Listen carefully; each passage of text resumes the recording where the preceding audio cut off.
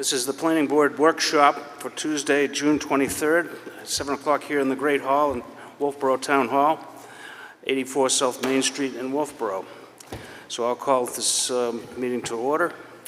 Planning Board members, Doug Breskin, Von Dugan, Roger Murray. I'm Steve Webster. This is Nancy Wiley, Paul O'Brien, representative and chair of the Selectmen.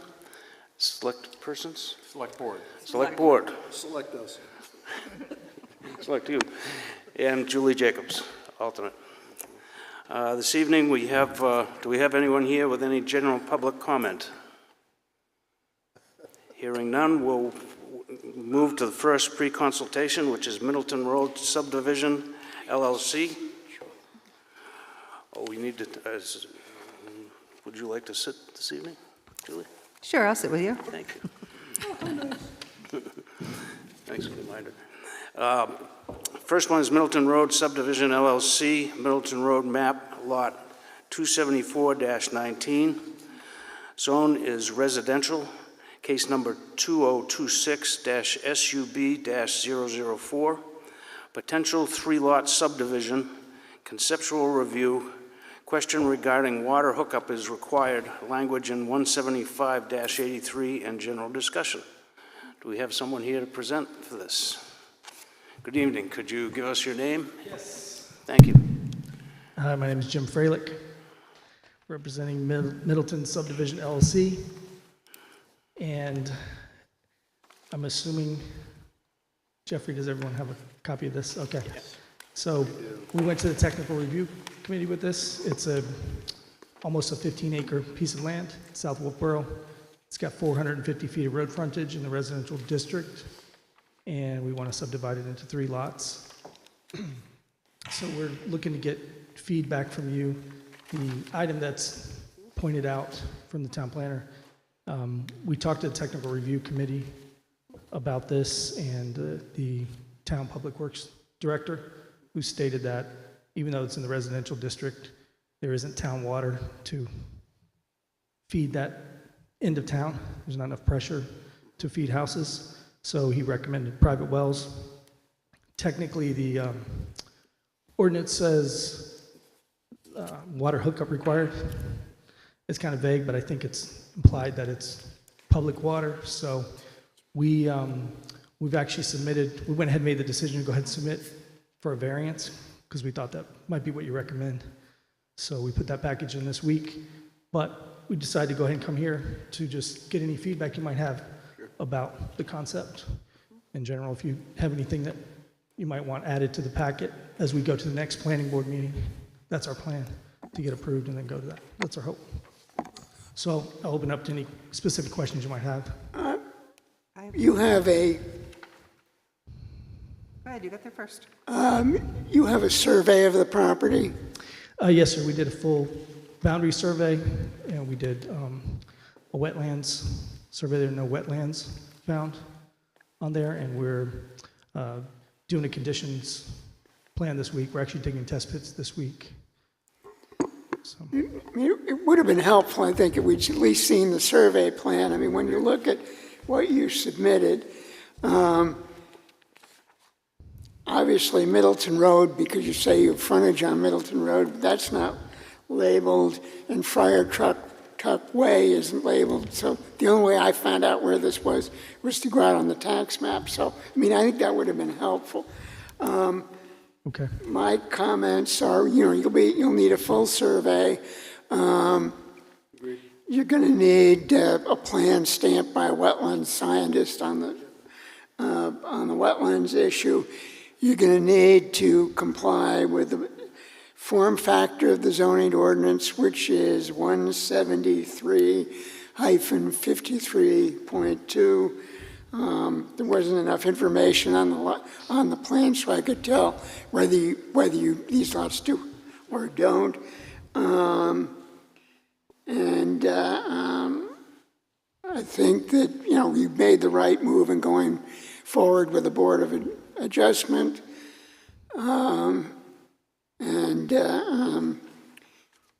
Ideally, you'll get that approval before you come back to see us.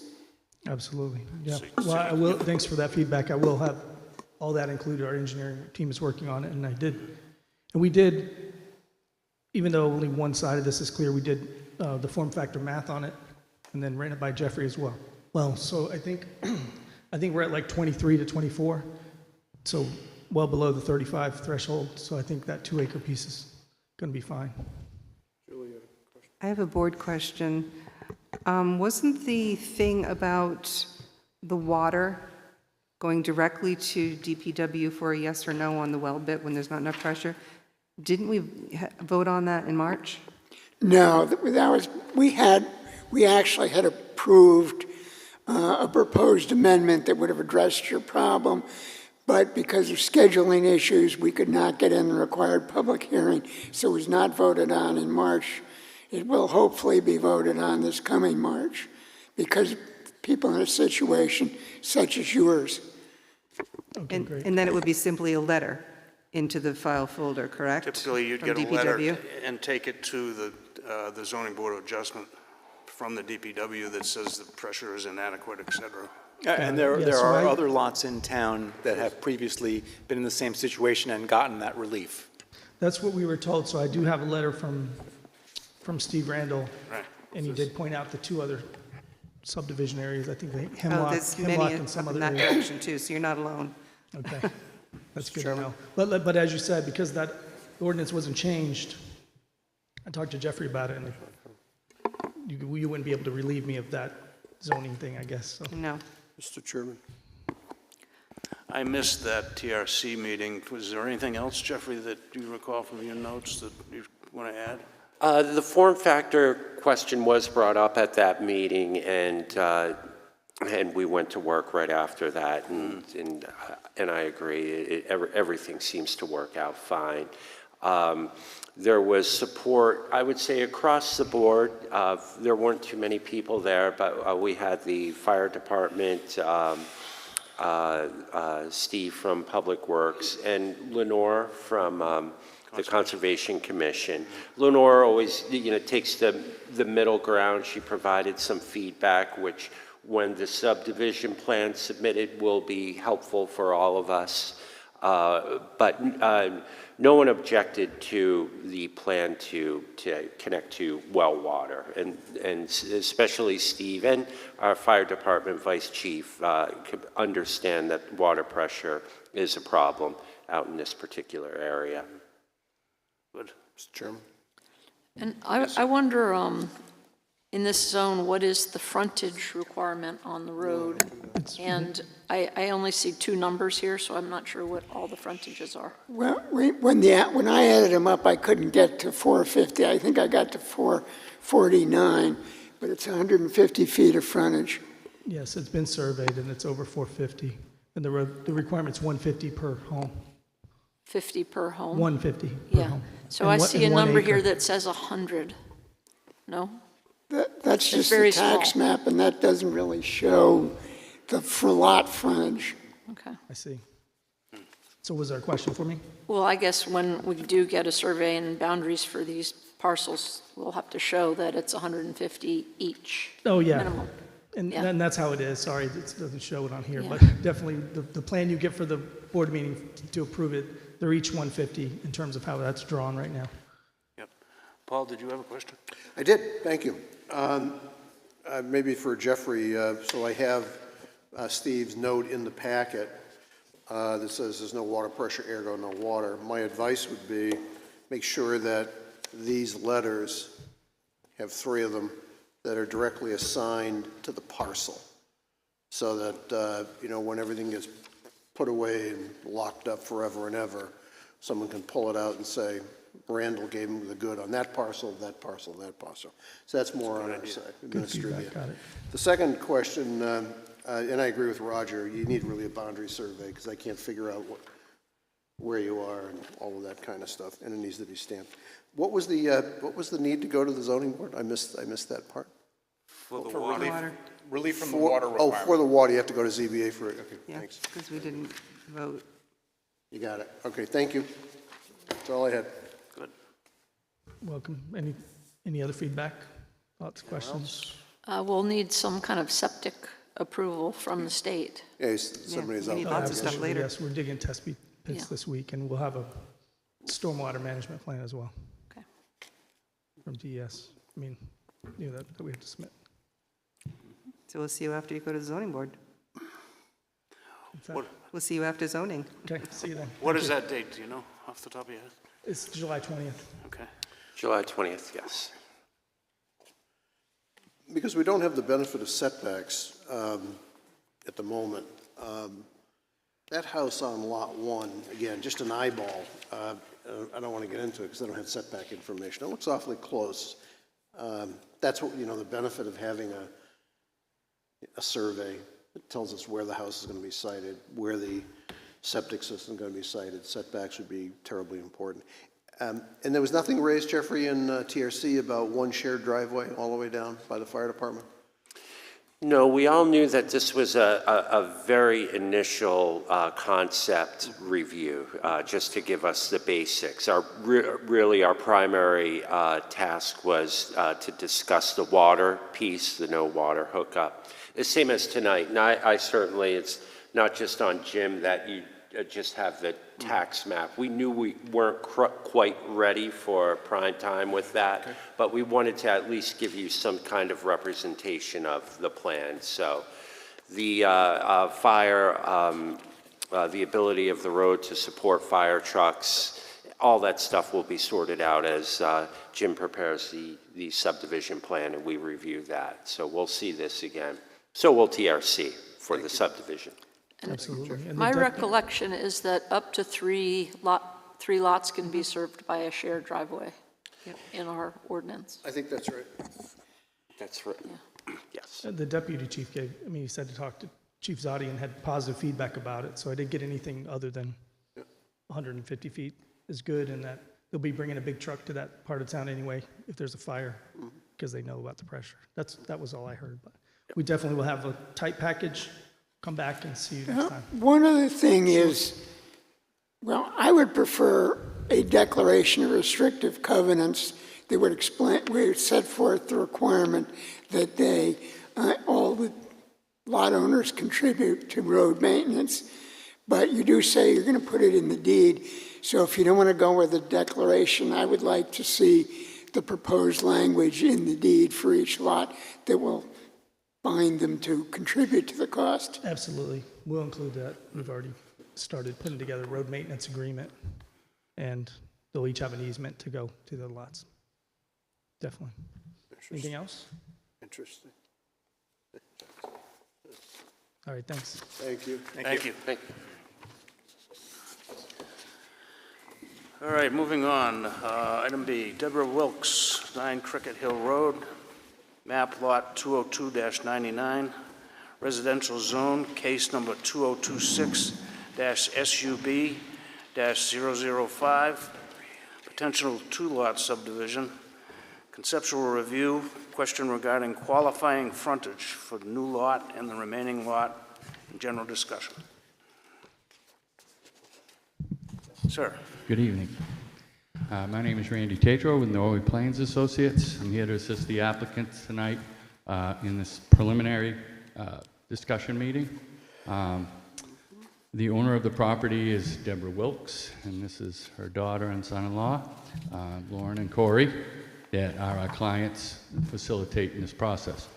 So we've been at it for a while, and you guys have kind of probably looked at the information a little bit, but the property is located up on Cricket Hill Road, which is just down Forest Road, take a right to the north, and at the end of the property, Mrs. Wilkes owns, I believe, a little over 4.8 acres, and what they'd like to do is subdivide one lot out of family at the end of the road, at the end of the existing roadway. Cricket Hill Road is a town-maintained road created in the 60s by Joseph Melanson Sr. And it's 50 feet by 600 feet. I met with Steve Randall almost a year ago up there to discuss this. In the interim, I did research on it to give us an idea of what the story was with the roadway. and to get Steve's understanding of the town maintenance. So currently, they go out to the end of the road and they turn around on the Wilkes property for snow plowing purposes, and they go out. What this family wants to do is subdivide just one lot on the left. The difficulty in that is we need about 65 extra feet to create the lot frontage, not only for the new lot, but for the remaining lot. So in that area, you can see in green, that would be the area needed to be able to have the frontage. So this lot would have 100, 150, and this lot would have about 158 feet of frontage up to here. So at this point, so we had discussions with the landowners, and we talked it over, and we came before the planning board tonight. We've already been to the TRC, we talked to the department heads, fire, and we talked with Steve, Public Works, to get their opinions on how they felt about this. They were both, didn't have any problems with that as far as the end of the road and turning around and fire access and so forth. The question before the board would be, would you consider allowing that section of the road to be private so that they didn't have to construct the new portion to town standards or whatever, and they're going to do a formal easement on the turnaround for the town to facilitate being able to subdivide this one lot. The original property was, again, Joseph Melanson, and he owned all the way down to Forest Road. And I did talk with Pat, and we did research and so forth. So I'm pretty comfortable with where that part stands. And again, the focus tonight would be, would the board consider, waiving? I screwed up on the section. I put a 1 in there for some reason, but the section is the same without the 1 in it. It's in the subdivision regs. It's the construction standards and the subdivision regs. So that would be a waiver situation for the board because the actual distance of the frontage is provided.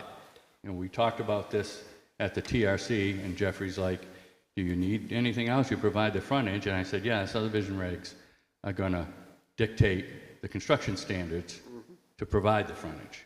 And so that's why we're before the board tonight, to see how the board feels about this situation. Now, the clients have done their own research regarding similar situations in town, and have, been able to discuss it with other qualified people. So, their take on it is they'd like to leave it private, and Steve Randall says as long as they leave it private, he'd want the turnaround to stay where it is. I don't know if you've seen pictures or anything, but I have pictures that I can show you guys, so you can kind of see what the road looks like. So there is a seam right about in this area, coincidentally, 600 feet from the right-of-way line at Forest Road. So someone kind of knew that situation, and that's the way it's built. And then it is paved driveway that accesses the existing house. I think probably be a good idea if I just pass out a couple of photos so you can just get a quick look at what it looks like, if you don't mind. Can you explain the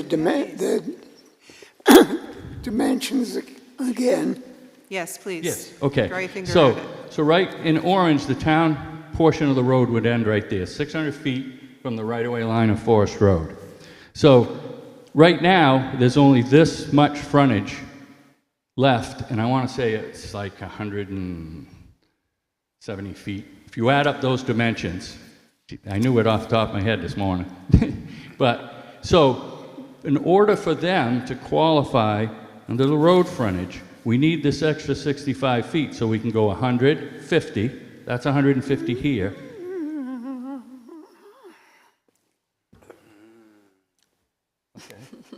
From it's not where your index finger is right now. Right here? To the back, no, Here? right, yeah. Yeah. Going back to the end of the green. That's 100. Okay. This is 50. There's 150 frontage on that road, That goes to the top lot. on the top lot. And Where then is your 150 feet on that road? it's, You told me that was 100 feet? this is 100, Roger, okay? Yeah. And this is 50. But it's not on the road. So that's your frontage along that roadway. Only if that parcel belongs to the town for the expansion of the road. Okay, well, that's what we're here to ask the question. Right now, that's what we need for distance. This one would also have 150, actually 158.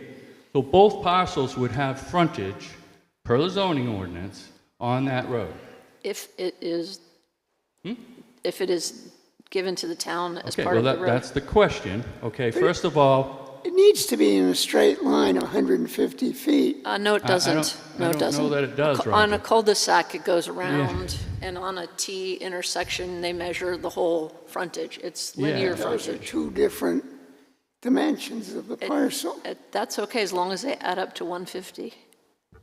Because a cul-de-sac lot. yeah, I mean, if it was a T-turn or a cul-de-sac, it'd be the same kind of creation of you'd- frontage. you'd So it's a take sideline and an end line, really. I understand that of the town road requirement aspect, that's why we're here, okay?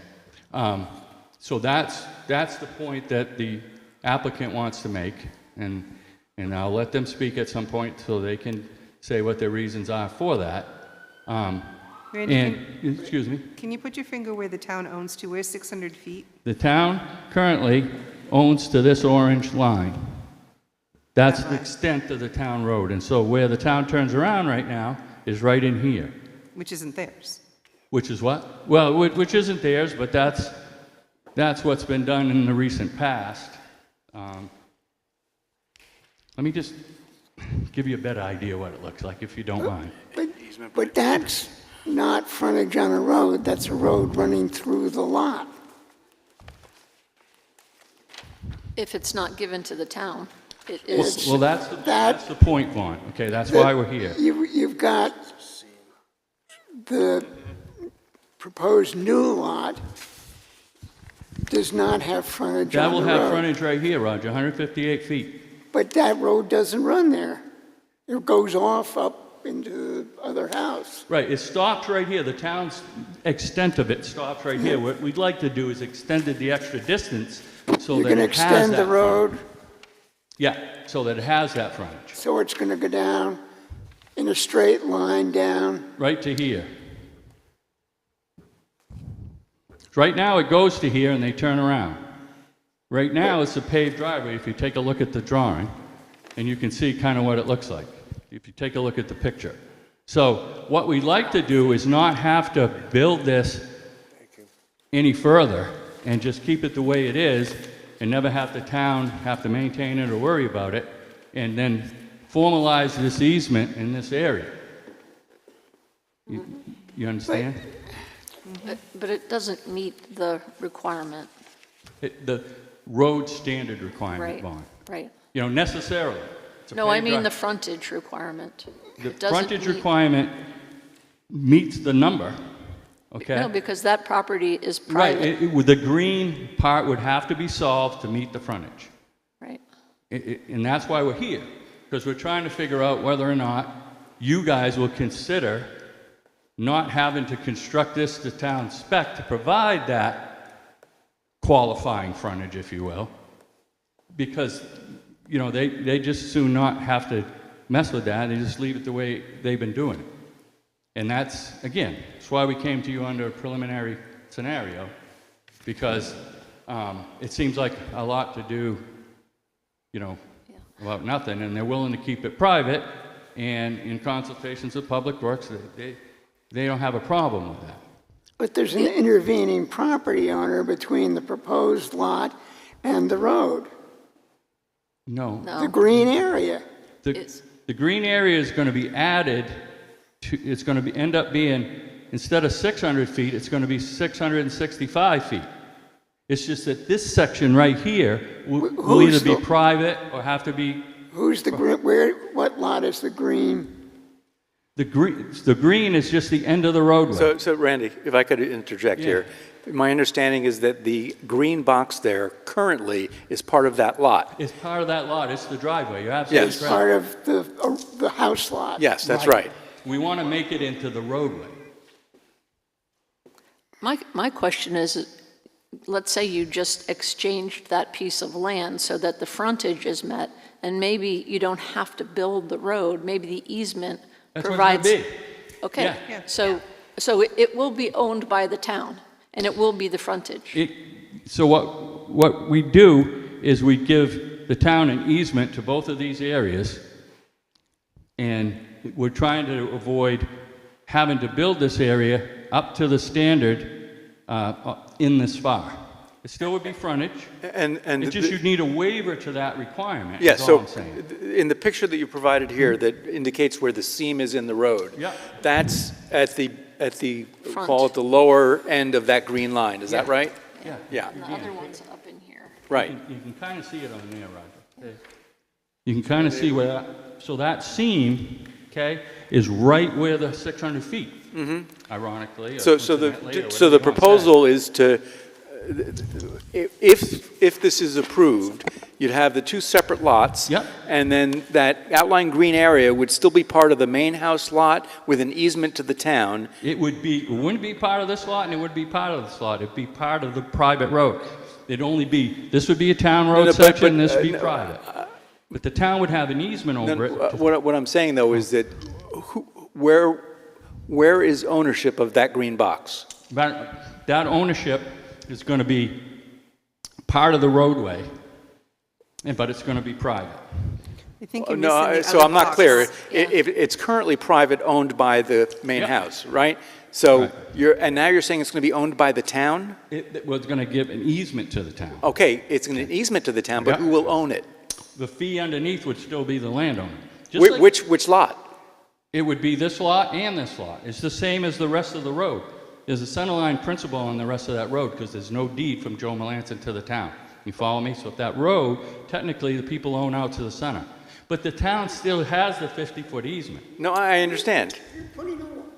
You're putting a line in there that says the proposed lot does not own the green area.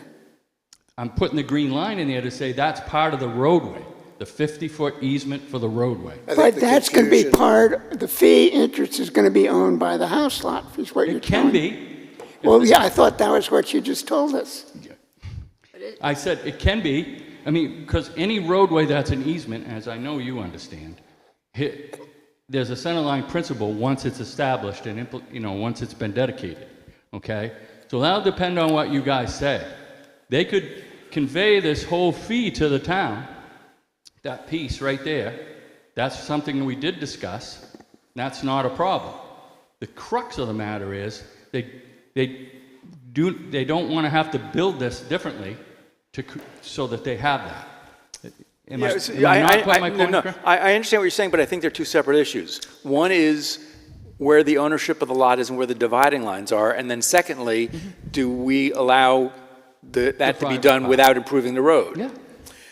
It's Mr. all Chairman, about the private part. Mr. Chairman. Yes, sir. So I live in a neighborhood, similar situation. It's a private road. Straight down the street, at the end of the street, there is a roundabout. Had to be a roundabout.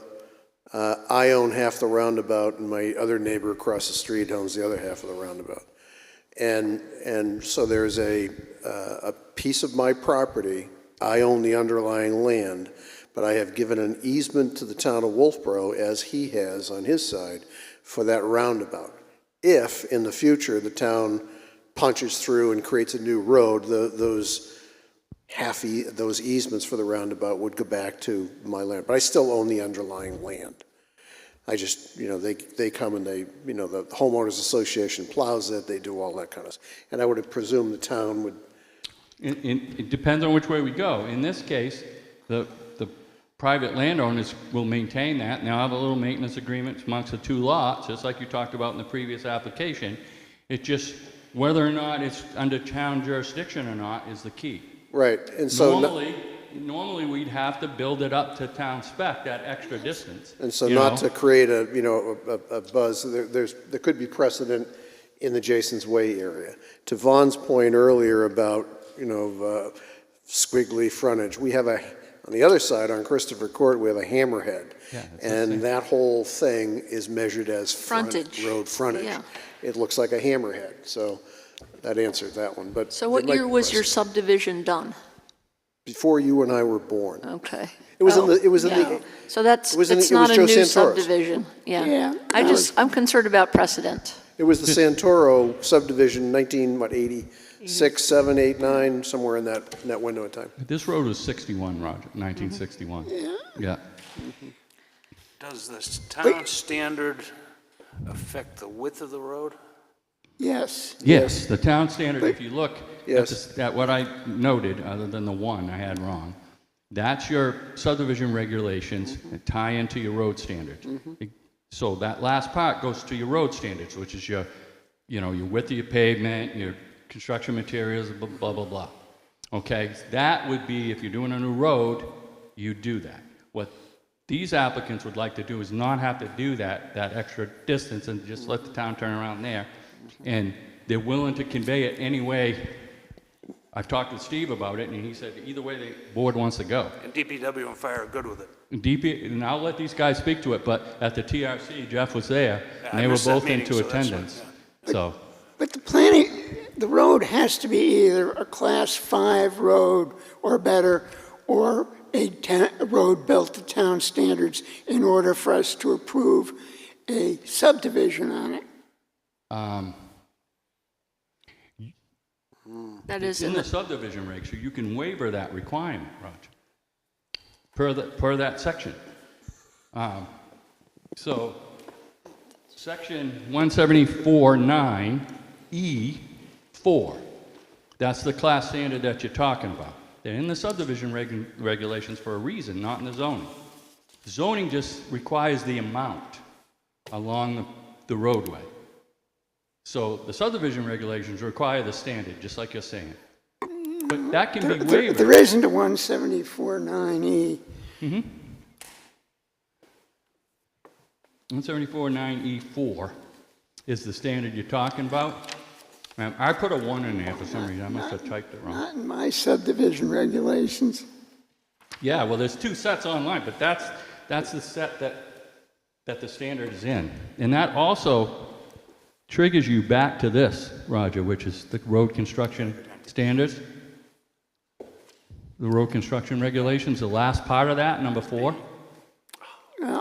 I don't agree that you can have a lot where you add 2 different sides. I mean, if you're subdividing a corner lot, you've got to have 150 feet on each of the corners of the lot. Well, we do. We would. If No, this you've was got a roadway- 100 feet, and then you're we got adding, 150, and we got 150. that's not 150. It's 100 plus an additional 50 on a different side of the lot. That argument, I don't think is an argument, because normally, like a cul-de-sac, you would go around it, at Hammerhead, you would go around and measure the frontage. But the question is are we allowing now 2 lots with inadequate frontage because the town doesn't own that roadway? That is the question, Yeah. in my opinion. Yeah. Or does it But- have an easement to it? I'm not sure if easements are covered in the subdivision regulations like that. Most of the roadways that are created are easement. Not Unless new the town ones. gets a deed to them. Yeah, because the town doesn't own the roadway anyway. Yeah, and so in this particular case, they could grant the fee to the town, like Roger's suggesting, could grant the underlying fee to the town. This whole section right here. This rest of it is what it is, which is the easement, 50 feet. That would be a discussion with the board. But as far as the whole issue that I'm trying to focus on is, if you guys don't feel that you will entertain a waiver to the standard, then that's what these people want to know. So who owns the trapezoidal piece before you get to the green piece? That. The fee in that trapezoidal piece is with these people.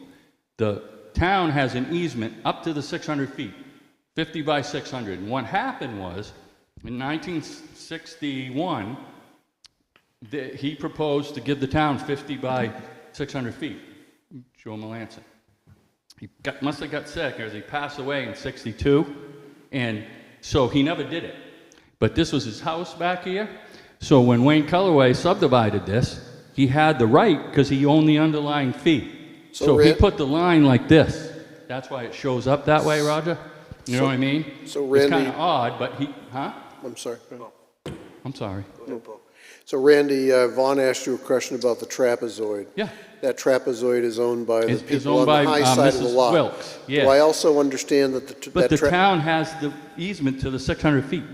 And I presume. Am I to also understand that that trapezoid has an easement on it to the town? Yes, all the way up to this point right So here. the town has an easement on that trapezoid, which is owned by those folks up above. Yes, if- Similar to my situation on Jason's Yeah, Way. if it would have went The further. next and- question is that square box, which is, The square box, Yeah. okay, is the extension of that roadway in order to give us the required distance of and that frontage. roadway square box is owned by the people at the high side? Yes. Do the people at the high side also have an They easement would on that? own part? this. Do the people on the These high? people would own that. Paul, I guess another way to perhaps. Let me just, do the people on the high side also have an easement on that land? Also have an easement on this? Yes. Yes, they have an access easement. Well, can I approach another logic angle? So that trapezoidal piece, the boundary inbound, is that 150 feet? I'm getting confused. Which? The trapezoidal parcel, not the Yeah. green one. Is that 150 feet total? No, that's not, well, we can add it up. I don't remember the number. I'm just but wondering it's if that's less. how they came up with that. Yeah, well, they did that because again, I think, in my opinion, hopefully I don't get haunted, but I think Wayne should have showed it that way to begin with, all the way up to the 600 feet. But because he didn't have a deed to the 50 by 600, he had the right to run it across like this, which is what he did. But it wasn't necessarily to provide frontage to this, because this right here, it isn't enough, isn't 150 feet. It's not. No. And then, in order for us to do it, we need the extra. So Randy, I'm just thinking another way to perhaps describe this is to say that you simply want to extend the easement, the existing easement, into that green box. by 65 feet. Wouldn't you add the turnaround as well while you're cleaning it up? Yeah, well, the turnaround's already there. You can kind of see It's where already they're backing around. in an easement? Right, so we Okay. want to formalize that easement. Yes. And Steve's position was, when I first talked to him, excuse me. If it ended up being town all the way up, then he'd want the easement up here instead of down here, because that would be the end of the town road. You see what I mean? And he could And make a T. in the conversations with the client, with the owner, and him, he's fine with this. He's fine with this.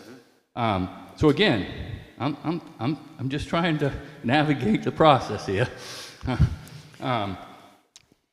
These are the questions before you guys. I don't know if you guys want to speak to that requirement yet or not, or you want to just get more comments from the board. I don't believe that we can approve a subdivision on something that's not a Class 5 road or a road built to town standards. I think that was something that went out of business years ago, and towns got in a lot of trouble with those before we realized that, I understand the situation here. I can sympathize, but I think that we're running a risk if we start approving, then you say, well, it's only 25 feet. And you can start subdividing all sorts of stuff, which you shouldn't be subdividing. No, I definitely hear the precedent part of that, Roger. But, for instance, any of the subdivisions we do, be it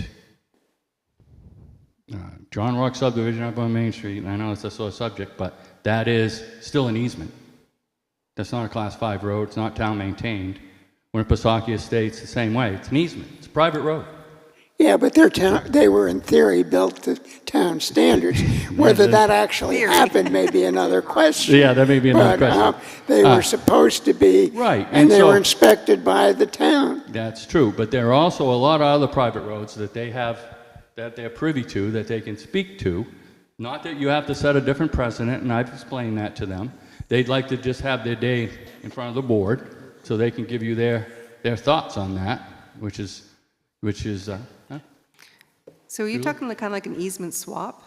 Is that what the whole thing is going to end up in Well, the it'll long run? formalize the turnaround, not that that's the Is it most like- worrying part of this, you know. They're kind of like, this easement here, and we'll formalize this easement, so it's kind of like Yeah, that was the discussion same, with Public same Works. amount Yeah. of land? You know, but again, to Roger's point, and I respectfully disagree with part of that it has to be a Class 5 road built to town standards. I think you guys can waive that per your subdivision regulations, that's why it's in there, in certain situations. Whether you want to or not, or whether you feel that's a bad thing, that's a different story. So is the road built to a Class 5 standard up to the seam? Yes. All right. And According, and it appears that way, but do we know that? No, we don't, but to Steve's point, he feels it's good up to there, and that's what the town owns. So I wonder, Roger, if you would feel differently if the additional 65 feet were built to the Class 5 standard? If they were built to town standards, yes. And I think on the easement question, Sure. the definition of lot frontage in our zoning ordinance is a line dividing the lot from a street right-of-way. That's an easement. Yep. So that, whether it's an easement or, that really isn't an issue here. Nope, it isn't. So we may agree on something. No, we do agree on that, and, it's the standard. I've had this, it took me a while to understand, believe me. I've had around in different communities where they said, no, it has to be a Class 5 town road. No, it doesn't, because any subdivision is created, even though, like Roger said, most of the subdivision regs will require it that way. It's not a town road until it's maintained by a town road, so it's still private, and it's still an easement. And it's supposed to be eventually taken over by the town, although a lot of towns don't want them that way. They want the private roads, and they want, maintenance agreements, and they want the individuals to pay for that, so they don't have to maintain them. So that's why they have the option. That's why the option's in there. In this particular case, the owners and the applicants feel, and without pushback from the main department heads, fire and public works, that they're okay with that. But like I said to them originally, it's the board that makes that decision, not the department heads. They'll take their endorsements or whatever. But the reason those requirements are in place is because you have places like Springfield Point. That was going to be private forever.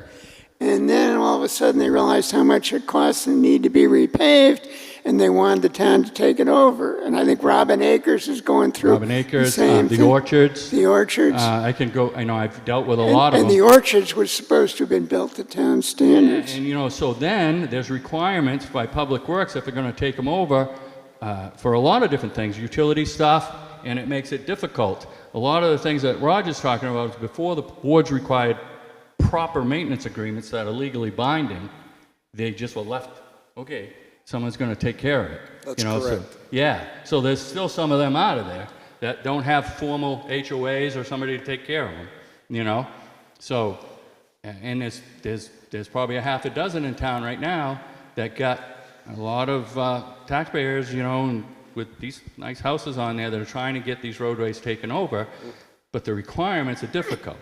This is a little less of a situation in the applicant's feeling, so I understand the board's concerns, and I don't know if you guys want to speak to that now. Is that a good time to do that? Okay. My name's Corey Hunter. This is my wife, Lauren. Thanks for having us here. I'm not sure if Jeffrey, were you able to give them copies of this letter that we had submitted? Because we do have multiple precedent situations listed in there. I believe Kingswood Road is one of the precedents. Which road is that? Kingswood Road. And then Grandview Commons would also be another precedent similar to this, as well as Opie Circle. I'm not sure exactly the dates when those, were passed and built. But I think, as we stated in this letter, which will obviously get to all of you so you can get the full scope of where we're coming at this from, this is Lauren's grandparents' property. I'm sure some of you are familiar with Bill Ray, who was heavily involved with the town of Wolfeboro for a number of years when they moved into town. Him and his wife Barbara have since passed. Lauren's mother owns the current piece, and really all we're trying to do is create a situation where we can build a single-family home on the property. And this road issue is the situation where we're trying to save a potential major expense. And what it comes down to is asking the question, excuse me, is it in the public interest for us to be asked to pay to create this roadway at a substantial cost to do that? What's the public interest in us having to be required to do that? When there is precedent out there where waivers have been given in similar circumstances. The spirit of all the regulations within the town are being observed with what we are trying to do. There is ample room for Department of Public Works, for the fire department. We've stated that we will modify, improve the turnaround area to whatever standard Steve Randall would like necessary. If necessary, as he sees fit, it's more than adequate as is. And we've stipulated that, when our deeds are drawn up through this process, we would stipulate in those deeds that the town would never become responsible for maintenance of this private road that we create off of the town road, which is really the crux and the simplicity of what we're, really trying to do, is we're trying to gain the frontage by taking that extra feet to create a private road off of Cricket Hill Road. And the way, Randy and his team has created the two lots, creates the necessary frontage if we could utilize this aspect as a private road. So that's, I guess that's, I'm probably a lot more simple in my presentation in terms of how we view it. But, I grew up here. I've been here my entire life. I own a local landscaping business in Wolfeboro and Tuftonboro. Lauren is 28 years into teaching at Brewster Academy. Our roots are here, and this is something that we really want to be able to do, to keep this property and utilize it. So any feedback that we can get from you guys before really pushing forward with a full presentation, hopefully, during the August meeting, we obviously want to try to nail this down. And we did take into consideration the fact that we always had that option of extending the town portion of the road, but that's really why we're here, to ask for that waiver, so we don't have to go to that expense to create a Class 5 road to get that extra frontage.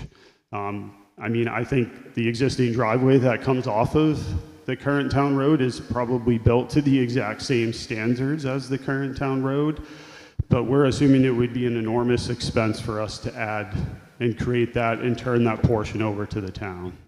Okay? Thank you. Very good. May I add a thought? Certainly. Okay, thank you. If you read for the class E4, the class 5 standard, it says all subdivisions shall have adequate provision for safe and suitable access to a class 5 road or better road, or shall make provisions for the construction of a road built to a current class 5 or better road standard. So could you make the argument that as long as that road has access to a class 5 road, it can meet that provision of the standard? It can meet that standard. As long as Cricket Hill. Where are you getting that from? The forest. I thought Sure, yeah, let me. my copy was, It's 174-9, lowercase e4. Jeffrey, you're saying as long as Cricket Hill has access to forest? Yeah, because there's an or in that sentence. It's Actually, not it's an and. uppercase. And it seems to give an option. So is Cricket Class 5? Or is it like below that now? I actually it's- don't know. Yeah. Because it's a path. So it is a Class 5 town road then? Even though it's not deeded? My opinion is a prescriptive road instead of a fee road because there was no deed to the fee in the property, but it's still been treated like a town road since 1961, and it's been maintained in perpetuity all the way up to the 600 feet. So it's a prescriptive town, Class 5 road, I would consider. There was no deed to the town ever for that? Did they do a petition or something? Yeah, you did. Randy, think we really- Randy, could you use the mic? Yeah, so in the packet, did I provide that It's the last page? document? That one? Yeah. It was Page the 90? it was the last thing I could get out of the town clerk's records. And it's 1961, Roger, and it says there will be a meeting on December. You got it? It's the last page.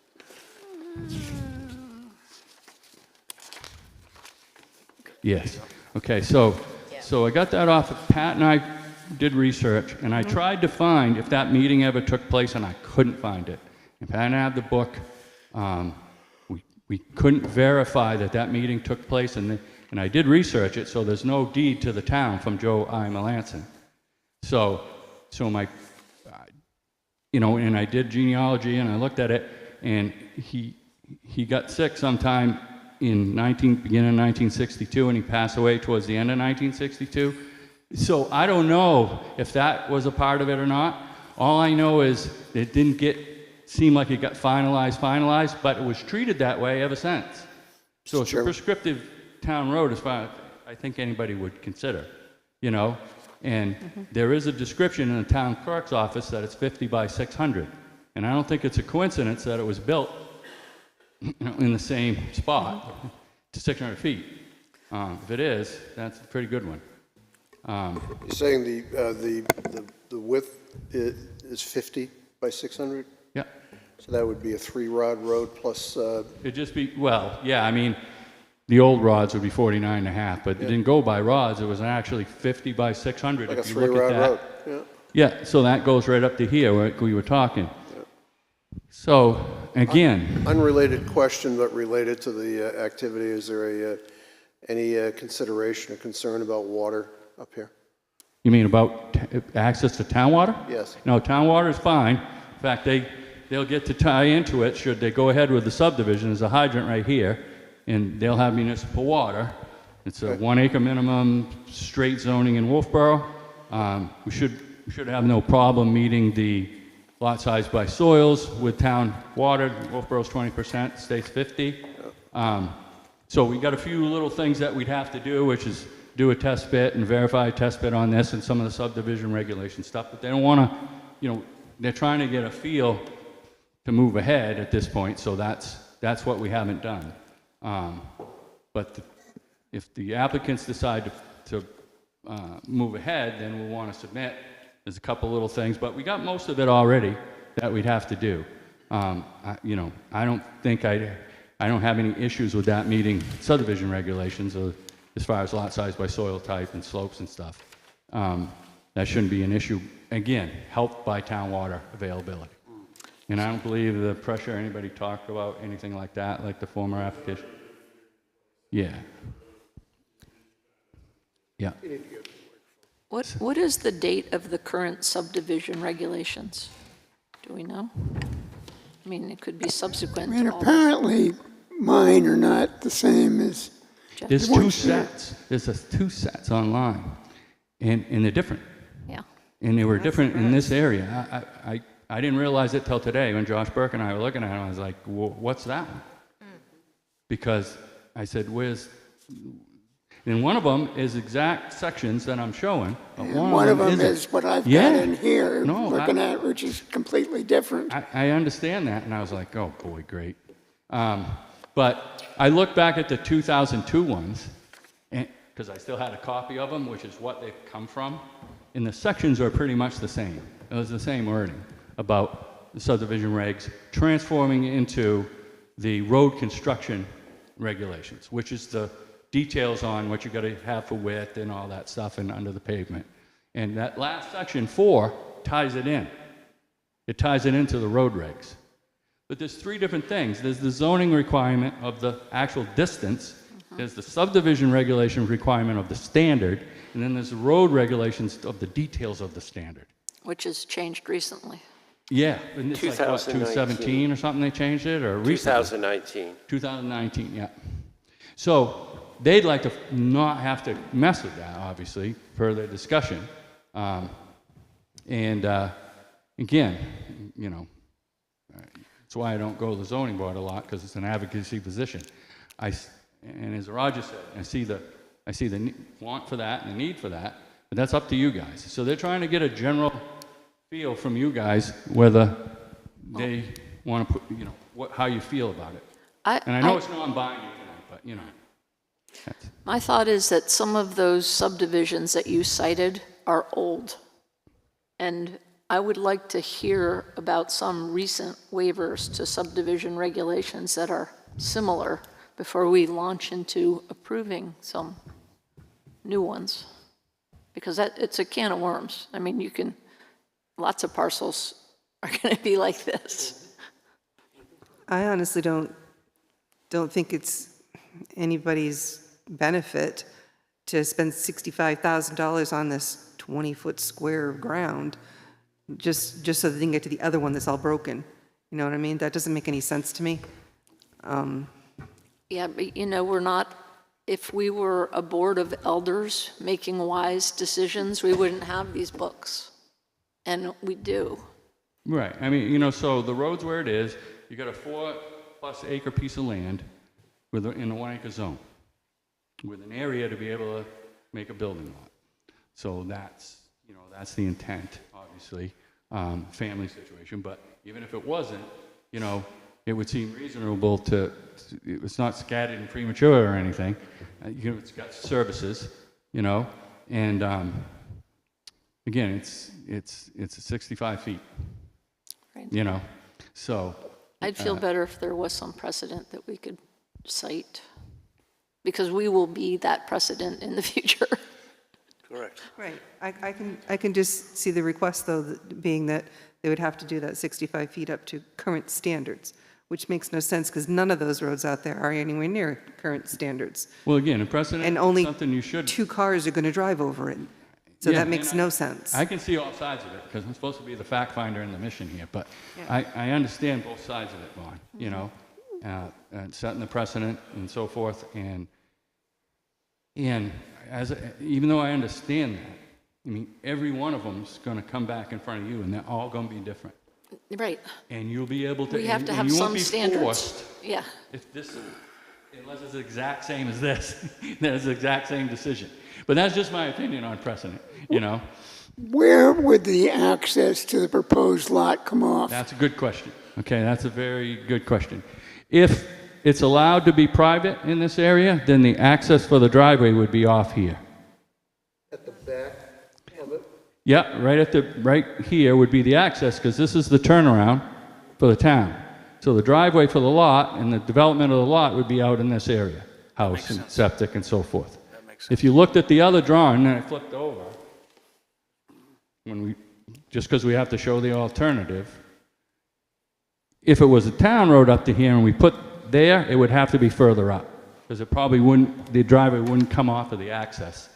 You know, you probably wouldn't want the turnaround to be in the same place as your residential driveway, so it'd be up a little further. That's why this situation is a little better for the applicant, because it gives you a little more room in this area to bring your driveway in and do your site development. It also leaves the easement in the place that the town is accustomed to using. Yeah, and and Steve was honest when we first went up there. He said, if I'm going to own the road, then I want it further up. If I'm not, I don't care. I'll leave it where it is. So that's been the discussion all along. And then the Wilkes and Hunters, gave them that information, and they researched their own stuff, and they looked at how much it was going to cost, and so here we are. So that driveway would be shown on your plan? When we come before the plan, I can.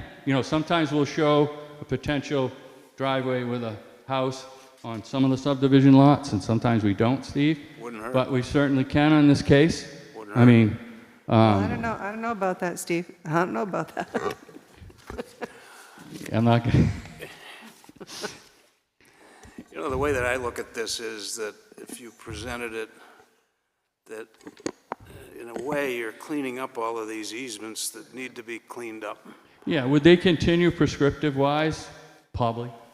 It's not the end of the world. I can't say that they wouldn't, I think that on the layout of the road, that would depend on whether a hearing was held and whether the petition was Right. granted. And I could not find it. I wish I could have found the vote at least. Then we looked on the warrants too. Me and Pat, and we couldn't find it. Make sure I understand. So you're saying that road was built and was never prospectively, you can't find any record that says that... I can find the record that I gave you. You can't find a record that said the voters said, let's take that road? Right, because Pat and I looked through the warrants to see, because some of them are indexed. Gosh, I wish they had done that for my So you can street. see just the roads in the warrants, and so you can go pretty fast, and some of them ain't. So we looked in the general area that we thought it would be accepted. Could it have been like in the 80s? I didn't look that far, So it's kind of, I looked in the area it should have been. So setting aside, and it shouldn't be, I'm not suggesting, Roger, by these words, dismissing what you're saying. Roger expressed a question about, does the squaring of this thing constitute frontage? Fair question, needs to get sorted. But setting that off to the side for the moment, isn't the real question here that the applicant would like to create an easement on a parcel of land so that the town can have access to it and make it a part of its Cricket Hill Road? Isn't that really the question? Just netting it all out?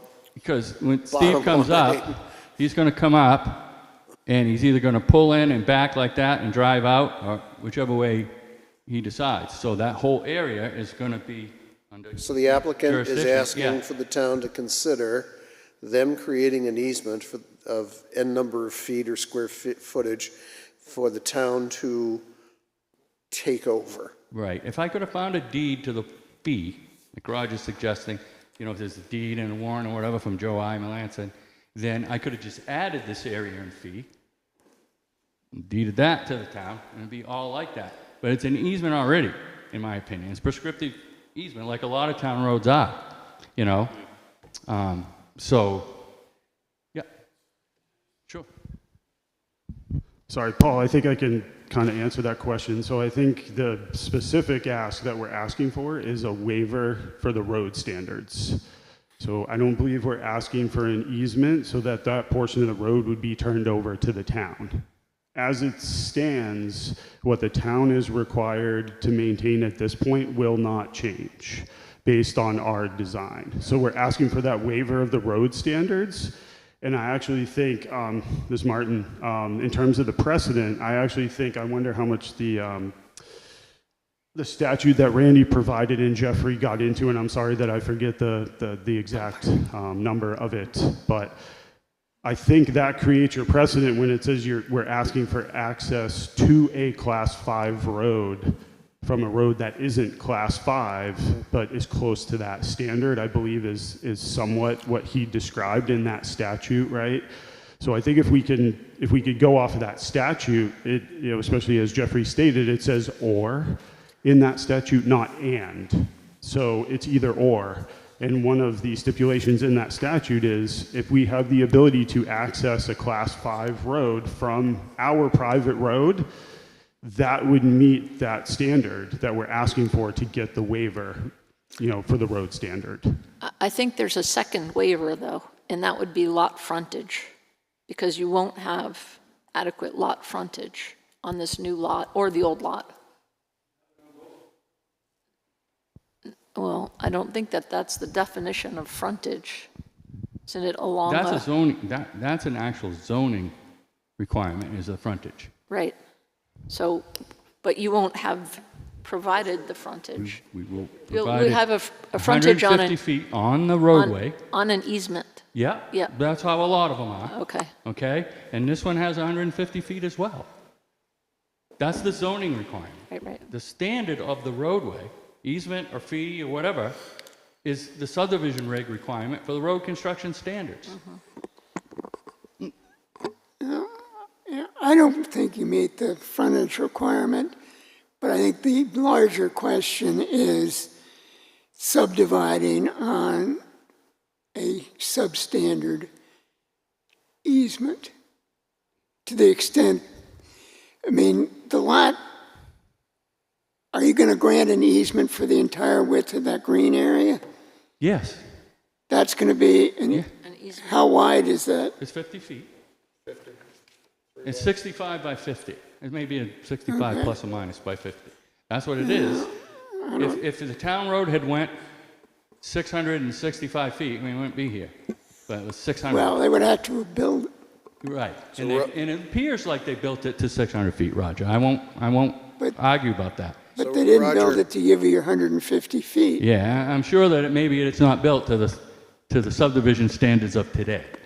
Yeah, but when a lot of Cricket Hill went in was in the 70s, and we were getting our act together then, Yeah. and with road bonding and all those good things. Yeah, I think that some of the first homes were in the late 50s, and they went into the 60s and 70s.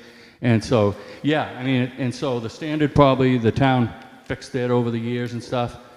So it's probably 20 feet wide, but it's not, who knows what the material is. Steve feels it's pretty good shape, but is it to the standard? This won't be much different is what these guys are trying to say. The driveway itself, if you look at the picture, you can see it's about the same. It's just the fact that it's not the town's, you know what I mean? So I can't count it for frontage if it's not the town's. I can only count the portion that is the town's. And that's fine for the existing lot, but they want to create the additional lot, and that's why the configuration was drawn the way it was. So, and to Vaughn's point, the T-turns, the cul-de-sacs, the P-turns, the P roads, all in the subdivision regulations, they're all frontage. Right. The standard is a different part to it. And that's why we're here. So sorry for the complicated thing. I knew it was going to be a little bit of a deal. Any other questions? So what would you guys like to do as far as, do you have any questions for the board? Is that okay, Steve? Okay. So I guess what we try to do is get some kind of direction. You guys can talk about it, maybe, Jeffrey, and get some kind of direction for these guys to see if we want to move forward or not. Mr. Chairman, I think Vaughn's question about precedence is important. I think we want to see if there's a more recent incarnation of how this worked. If I understand correctly, Roger, to improve that little chunk would mean to improve the entire 600 feet of Cricket Hill. That's not on the town's capital plan for the next 20 years. So that's not going to happen. The question of frontage, where would you put would the mailbox be in that eased area? That's a question I probably couldn't answer, but I would guess it would be where the driveway is. Yeah. Right up by the driveway. It wouldn't be in the turnaround. So that would declare that it's Cricket Hill Road. That turnaround area, Paul, is... Randy, could you get the mic? That turnaround area right here, that's crosshatch, is 50 by 65 by 50. It's a pretty big area. They don't use the whole thing, but it gives them plenty of room to turn a plow truck around in there, and that's just the square box that we used. Is the only difference between the two plans the location of the town's turnaround easement? Yeah. Sorry, Paul, I would just say that I guess because we're asking for a waiver for the road standards to gain the proper frontage by turning that extra of 65 feet into a private access road, we would be more than willing to accommodate to put a mailbox wherever necessary that's comparable to other similar I'm setups just- in town. Yeah, the reason I asked is not where you want to put the mailbox, is where you put the mailbox is your street address. Your street address Sure, will absolutely. be Cricket Hill. Yep. Okay? So Yeah. we start there, at least I do, and Yeah. then you say, okay, so that land underneath Cricket Hill Road, is it yours or is it ours? And I think what I heard is it'll be yours, but you'll permanently deed prospectively an Yes. easement to the town for that incremental chunk, and that Mr. Randall has said he's okay with that little incremental chunk to maintain. Absolutely. Yeah, that lays it out perfectly. And I don't know if private ways, their mailboxes, since it would be two lots, if two mailboxes would be set at the end of that private way on the last foot of Cricket And Hill Road, I guess. Roger and Vaughn are very correct. I mean, that road doesn't, it's not built to today's road standard. It is what it is. And if we just need to make sure, if we understand how this gets approved, if it does, the next person's going to come in and say, I got one just like that, but I want to put 9 houses down there. I want 15 houses down there. And that could be problematic. That's You all. think? We just need to look for precedents. That's all. And plus, you're adding the easement for the turnaround, getting that cleaned up as well, correct? Again, I hear both sides of it, and I understand both sides of it, and every different one would have to come before you guys. Again, that's why it's not in the zoning. If it's in the zoning, we need a variance for it. You don't have the frontage, you can go try to get a variance to create 2 lots without the frontage, but what's your hardship?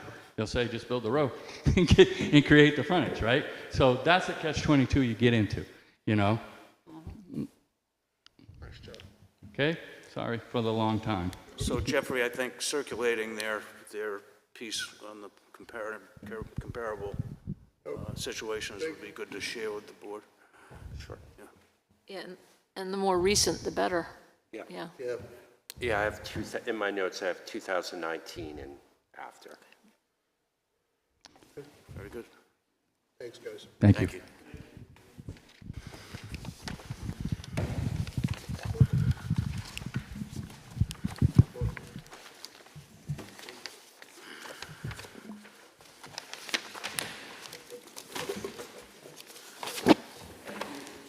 Thank you. Good night. Thanks, guys.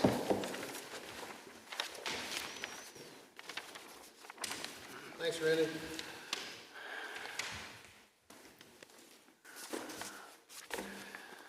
All right. Could I ask that we change the order a little bit? That's Just exactly- because. You're reading my mind. Yeah. I propose to switch B for A and have the Heritage Commission do their presentation at this time. Yeah. Come on up. Well, I don't know did you want me to go? So I am the planning board representative now to the Heritage Commission, and there has been a lot of discussion in town, online, about the situation, especially downtown Wolfeboro, and the appearance of the town and whether we're paying enough attention and taking enough care with change and just potentially destroying our character. And recently in the Grunter, actually the last Grunter, there was a review. It's actually an editorial. It's called Preserving More Than Buildings. And it basically goes through the Heritage Commission's recent award program. Every year we have this. We just recently had it at the end of May. But some of the comments in this editorial are very specific to the request that we're going to make tonight. It generally describes what the awards were about, but it also discusses situations in town. And I'll just quote a few things. At its heart, preservation is about protecting the stories, values, and character that makes a community unique. In an era when many New England towns struggle to balance growth with tradition, Wolfeboro is fortunate to have residents who understand that history is not something that exists only in books or museums. It lives in homes, landscapes, cemeteries, churches, and neighborhoods. Most importantly, it survives because ordinary people choose to care for it. And then further down, it says, the temptation in any growing community is to focus only on what comes next. New construction, new business, new opportunities, and new residents all play important roles in keeping a town vibrant. Yet communities that focus exclusively on the future often lose the qualities that made people want to live here in the first place. Historic preservation and protection provides balance for the town.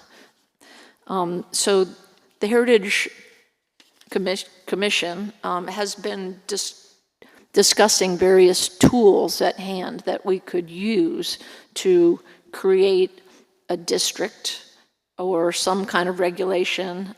Perhaps we had, and I think you've just seen it, a demolition review ordinance that we proposed, I don't know, a year or two ago, and it kind of got quashed by the last planner, really. And we put it on pause because we wanted more direction. And so now the Heritage Commission would like to join with the town board, and discuss various tools such as neighborhood heritage districts, historic districts, demolition review ordinance. And we'd like to propose that together we set up a public forum to discuss with whoever is interested in town, because there's been a lot of chatter, and get a board together, literally like, what do you call those, whiteboards, and get comments and thoughts, and just try and determine what the community wants to do, and not just throw ordinance out to the community, but get public input and then make proposals. There's a really good program put on by the New Hampshire Preservation Alliance, which talked about this and had some good suggestions and examples of what could be done. And I think we could ask for some speakers from that group to join us and maybe make presentations of the various tools that would be at our disposal. We have recently, not me personally, but other members of our board, approached the town of Stratham because they have, what is it called? A neighborhood historic district that is new, and they've been working on it for a little while, and perhaps we could get some input from them on their experience. But I think just to have it discussed out loud, not on Facebook, not by a warrant article that comes out of the blue, or appears to come out of the blue, that we organize something together, and I think relatively soon, to get ideas down and give some information to the general public on what the tools could be. I'm really kind of interested, and every time you say district, I go, because we just got rid of the district. Well, we actually got rid of the group that ran the district. The district still exists. Still there, exactly. Yeah. And it's like, I think people are going to be wondering, well, and we who's going should to tell vet me that. what to do? Yeah. What do I have to stay in? That sort of thing is, I'm not sure. Town-wide, you get little pockets. I mean, I don't quite understand the whole concept. I think specifically, the latest concern has been around the downtown and some of the neighborhoods in the downtown. Not so much. We talking use or just what this place looks like? Both. As we drive by, we just want to know what it looks like. All of the above. We need to discuss all of the above, and get it out there and vet it before we propose something like Stratham has, and theirs is a neighborhood historic district. Mm-hmm. We might have the downtown historic district, something like it, or discuss different options. It could be demolition review. It could be lots of different smaller things. Yeah. But I think we should vet it. I agree. I absolutely agree, and we should work on it right away. Yeah, and there are 2 other members of the Heritage Commission. I'd love comments or suggestions from you.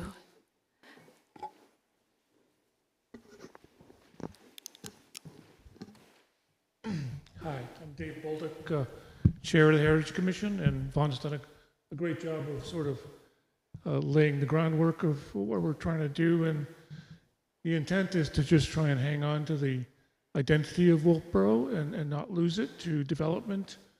But we're trying to do this in a way that respects the community and not just come up and say, this is what we want the community to accept. We really are looking for listening sessions to find what the climate of what the temperament of the town is and the voters. So we're just trying to start off with presenting a few ideas to the community and ask them to weigh in on whether what their comfort level is. I think the Heritage Commission, as Vaughn said, the downtown is very, very concerning to us. We've had a couple of properties that have come up that have had or are going to have an impact on our town, and we would like to propose a few ideas, but we would really prefer to have it be feedback from the town, or at least get feedback on what we think would be a good idea. The idea of a downtown historic district is certainly something that we favor. There's actually been a study done 5 years ago by Lisa Masloff, who did the townwide survey. She also did a separate survey for DOT when they were doing their Route 28. She's actually identified an area of downtown starting at Center Street, going all the way down to Lake Street, which already would qualify for a designation of a national historic site. I mean, it meets the qualifications. It meets the standards of the evolution of a town as it started to grow to where it is now. So there's some groundwork that's already been done, and I think there's some sentiment with the town that they don't want to keep losing properties to development if they can find a way to work with the boards, and we would like to pair with you, because we can't, the Heritage Commission by ourselves is going to be hamstrung to try and do this on our own. But I think if we could do a joint venture between the planning board and the Heritage Commission, bring in some speakers, make a couple of open forum meetings to just listen to the town, share with the town what we want to do and get their feedback and their temperament, and then go from there. We don't have a preconceived notion of what we want to do. We just want to protect the heritage of Wolfeboro. I do too. I think this is very important. So should we maybe, if we want to do this, use the summer to sort of get the word out, market it, so to speak, and then start in the early fall? I would even suggest late summer might be a good late idea. When summer. the summer Because residents. it's already July, I know. okay? So July market, I'm in sales, so this is how I think. July market in mid-August, and then hit the ground running. Do something before Labor Day, you mean? It would be nice to get some of the summer residents' feedback as well. Yes, Yeah. yes. And we're comfortable with taking the lead on this, but as long as we could get some support and Yeah. partnership. I vote yes. Mr. Chairman? Twice. Okay? Yes, sir. Just a question, so your time frame is the summertime, so that kind of obviates getting in front of the 2027 budget. I mean, is there anything that you would have in your mind that you'd want to hit for the 27 budget? Our hope would be that we could have, Pencils go down on some of the capital stuff later in the year, so, Jeffrey can probably help you figure out how to get into that system, all right? So you don't have all these great ideas, and then it's like, oops, the pencils went down on the budget, sorry. I'm trying to think what kind of monetary impact that would have at all. I don't know, it's, I don't think it would. Yeah, No, because we're looking at old studies that have been done recently. I don't know. I don't know. It's new, right? So Yeah. you have some I think thoughts. we're hoping to get volunteer speakers, perhaps. Yeah. Or somebody for a fairly minimal, Heritage Commission must have a budget, don't they? Do we have it's a small budget?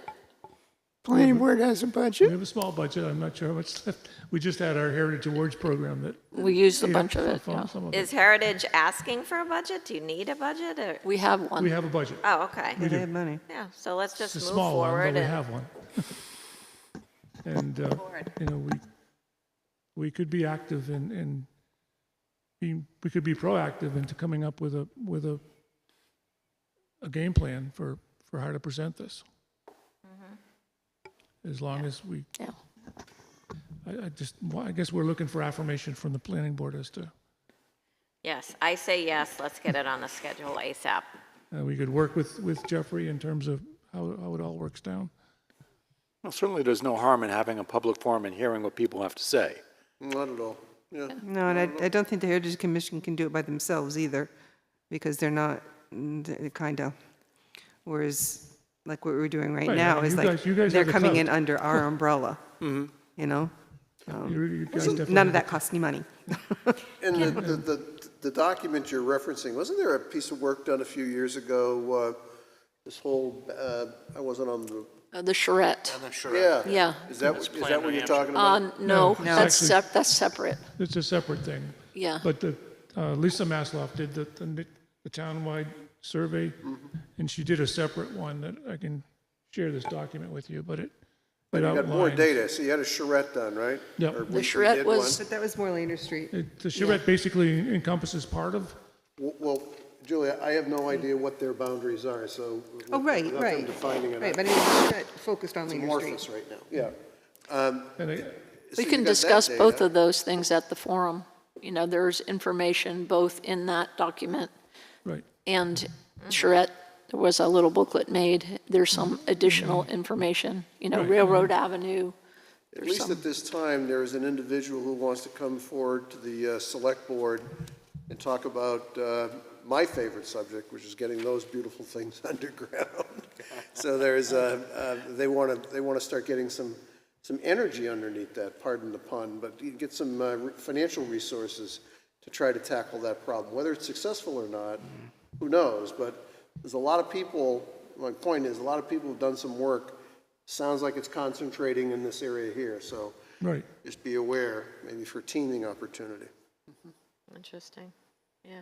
Can you repeat or go into more detail about the study that Lisa, someone did? When was that done and what exactly came of that? Did, It was done to comply with the DOT's work, not in downtown, but it triggered, this was studied, it was triggered because of the work that DOT is doing up to Pickering Corner. They wanted to know the impact of the adjoining areas, which would be the downtown area. Southern So this was a study that was done to satisfy DOT, and it basically, they outlined a proposed historic district starting at Center Street, going all the way to Lake Street. I'm happy to leave this document with you guys to look at. is that online? I don't know.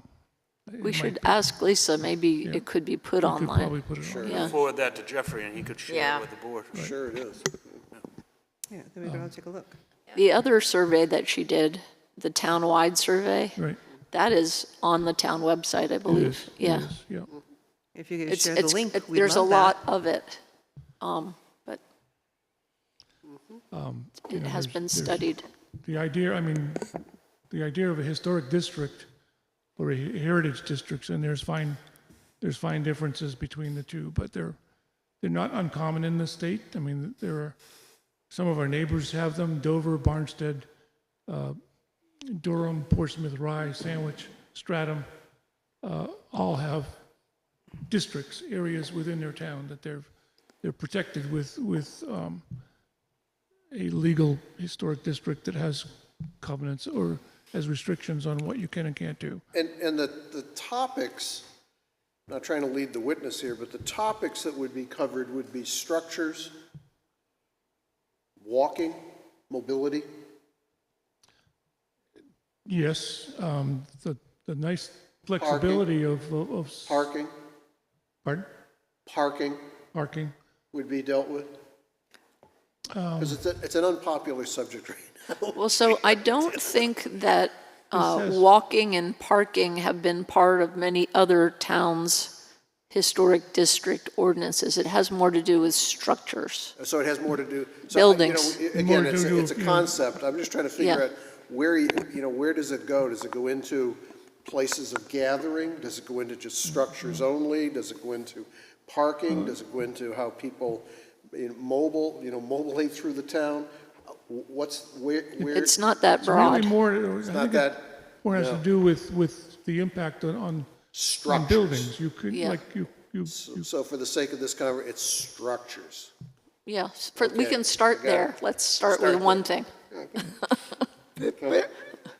The program that the Preservation Alliance put on went through a number of things, and one of them actually took a roadside view type thing where, how things were Organized. along the road. right.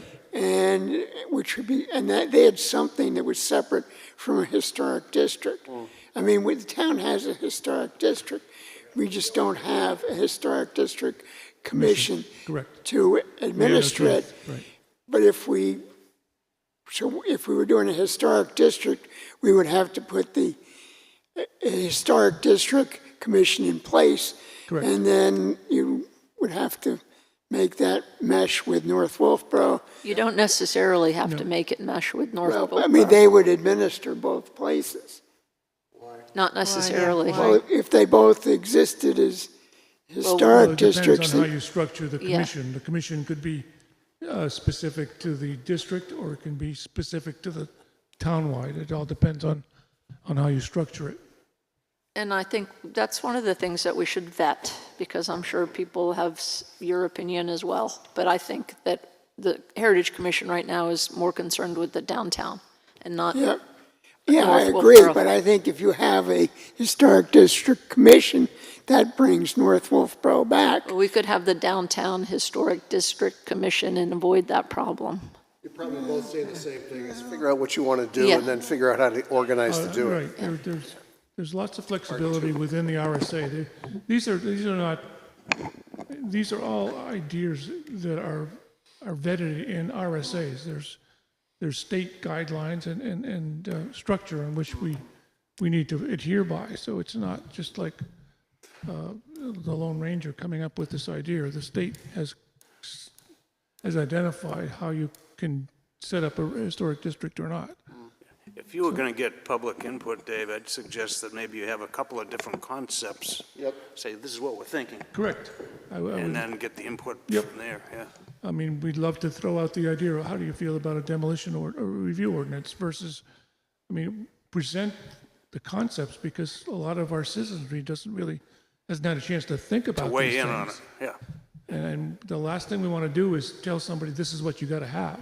right. We're really wanting to find out what they're agreeable to and then mesh with that so that we don't want to be ramming things down people's throat. Back in 1995, there was an attempt to have a historic district in downtown, and it failed. It went to the voters and they voted it down. There was actually an attempt back in the 1970s, but it wasn't properly adopted, and Paul Hatch, name deep in our history, he challenged it, and I actually was vice chairman of the planning board at the time, and I worked with the town's attorney on it, and we concluded that it was not properly adopted because it wasn't adopted as a zoning Okay, ordinance. that's before I was But that here. had actually passed on a majority vote. Oh, okay. As downtown? Yeah, in the But downtown. not North Wolfeboro, you're talking about downtown. But don't forget, That's- there's more historic districts than just downtown. Downtown is a leader district. When you start looking around and out and about, we just were on social media about Goose Corner the other night, and that went on for like 200 little things and receipts and the whole bit, and it's like, that was way before downtown. Same thing with when you get out in East Wolfboro. Yeah, Cotton Mountain. I mean, those were big were the- deals. right, those were The the- dock was nothing. That was just a way to get onto a boat to go across the lake. correct. So when you say historic districts, center of town you're going to have changed, to, say, no, it's not all of them, it's just looking at just this one. Why can't we just start with downtown? Yeah. Let's keep it simple. I'm comfortable with that. Yeah, and that's kind of just the way the focus commission on, feels. keeping the facades the same. Because if someone comes in and buys the, Black's building and puts a 4-story, with an H&M on the bottom, Right. and Right, I mean, it's gonna change the town, big Just the time. fact when Cindy had to change the sign, we all kept asking her, where's the rest of it? What happened? You took some letters off, what happened? What That was a sign? dollar thing, Oh. the black sign. Oh, They took off paper store, they took off the, because it needed to be upgraded because it was falling apart. And then, we were asking her, where's the rest of it? And she's like, well, so they added some. I think you're right, Nancy, pick a tight area. yeah, just start with the downtown. it. So my background, I came from Hingham, Mass., which a lot of like I people said, know. there's a map that's already been outlined as Yeah. being compliant Yeah. with the National Historic Standards. So, I mean, a lot of this preliminary work has been done for an area of downtown. So the hard stuff's been done. And if maybe we could get the voters to agree to this limited area, then maybe if there's a sense we could expand it down the road. But let's start with the core of downtown is what the Historic Commission Heritage Commission would like to start with. So we don't keep losing buildings. And let me just throw my foot into it too. When you start talking to business owners about their buildings and their signage, you're going to hear an awful lot of other things. Yeah, So you're well- going to want to look at the signage bit, which has its own ordinances, and decide Right, whether you well- want to even delve into the signage bit or just stick with the structure. That's what we need to let the retailers and the voters know is that, just because we have a historic district doesn't mean we're going to tell you what color paint you have to put on your house or whether you can have vinyl windows or not. We can structure our district to identify the pieces that we feel are important, such as you can't knock down a building without certain protocols or those are we have to identify what's important. And obviously tearing a building down would be tantamount to very important for us. But we don't have to go down the rabbit hole of telling people what color their house needs to be painted. And there's a lots of flexibility, and I'd like to be able to explain that to the town. So do we want to identify an approximate date when we want to do this? Or think about it and then come back with a date later? Yeah, I think we'll come back with a date and we'll maybe start talking to some I'd speakers. like to shoot for See. the end of August if we can. Yeah, but, I think it would be. I'll Okay. work with our commission and bounce things off of Jeffrey if I can, and we'll see what we can do. We'll come back and see you at your next meeting. I think late August is awfully late. Late? In your proposed late August or whenever meeting, what are you suggesting that we advise townspeople what we're doing and have the crowd then? Yeah, what's the deliverable on late August? Yeah, What's the deliverable? A What are you meeting, or is envisioning, it Vaughn? deliverable a plan? Yeah. No, I don't think we're talking about a plan. I think we're trying to get feedback to get the town involved in the process. I would agree so are with we Roger. inviting the town late August is August? too Is that what we're shooting for? It's too late. I'd should- agree with Roger. Late August is too late. Yeah. Then You'd have maybe people mid? packing up to get out of here. I mean, there's so much going on this summer because of the 250th, If it's important. But mid-August? Yeah, mid-August. So many Well, people so leave it at Labor Day and they're gone. So we're talking all late, early, mid, we have 2 meetings, so we know what the Yeah. dates are. Within 6 weeks, I guess. Well, it doesn't necessarily have to be on a meeting. Okay, We've had other forums that were just some arbitrary time. okay. My I thought- wasn't doing that, Julie, to poke, but if this is an important item, then move it up. That would be my, and that's not a teaser comment, that's not meant to be, hey, it's not important. But if it's important, then invest in it and move it up. Well, and you Because know- I think people are gonna be packing it up, sending kids off to school, Yeah. Bruce is gonna get busy, and you're gonna get a, yeah, I should go, and they won't show up. But that also leaves enough time for later in September before our Columbus Day. Second one. To have a second one. Sure. Before the rest of the people leave. Yeah, right. And so, to get back to Paul's comment about deliverables, what will be available to the public prior to that meeting so that they have something to comment on? My thought was that it was more a series of presentations. Right, I thought we could. And then we have a- would have a comment speaker to explain some of the options that we have. So do you mean that the feedback. presentations would be shown at that meeting? Yeah, Okay. yeah. When we did the short-term rental ordinance, we did a forum on July 15th, and I would say that turned out very well. Yeah.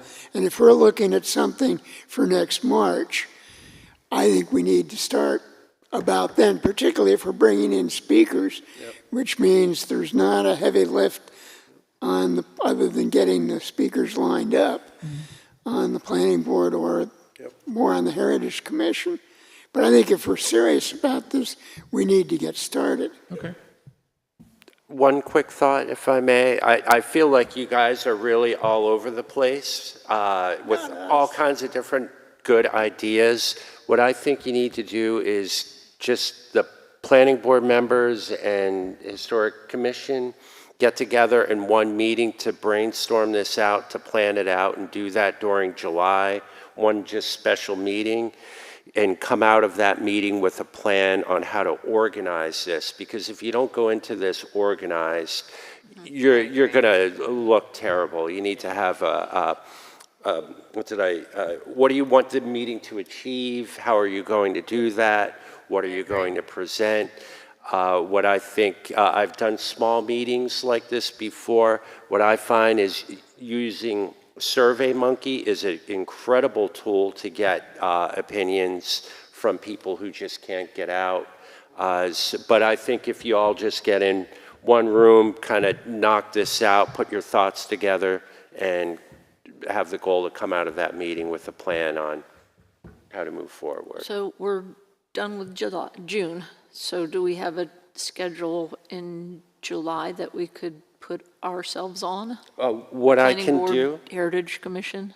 yeah, what I can do is I can take a look at our town calendar and see what rooms are available, library, and send it out to everyone to see what dates work. And these would be dates other than our regularly scheduled meetings? That's what I'm thinking. That's what I'm thinking. It would need to be someplace that the public could come to. Yeah. So I'm thinking here at the library, Probably here. just so you're organized when you attack this. Yeah. Good input. Okay, All right, so let's share dates right. and meet again. Thank you. Thank you. You. Thank you, Vaughn. That was excellent. All right, last on the list here is ordinance preparation for the 2027 warrant. Yeah, that's a a big thing. And there's only one thing I wanted to do with this tonight is just to give you a heads up that this is coming your way for our meeting on July 21st, our workshop. So I wanted to let you know that in person so you can begin getting your minds in ordinance mode. I plan on providing a recommended structure to how we proceed to meet the 2027 warrant, so we make sure that we get ordinances on the warrant. I'll provide some thoughts on how we make our presentations to the public, what we do, and really what I want to hear at the July meeting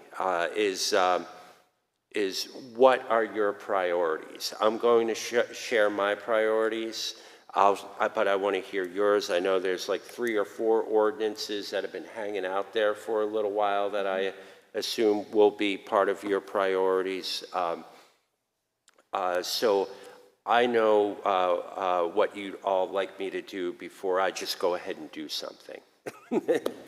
So really, I just wanted to let you know this is coming in July. If you can begin to think about it, what you think you'd like to do, even if this is what we really want to do, Jeffrey, but maybe you can fit this in too. So I'll open that all up for discussion at our July meeting. There was a memo, Jeffrey, March 15th, 2024, that laid out the 2025 objectives that had pending carts and multifamily and et cetera, so I can share that document Your with you. bookkeeping is Please, good. if you don't have it. Share that again. Yeah.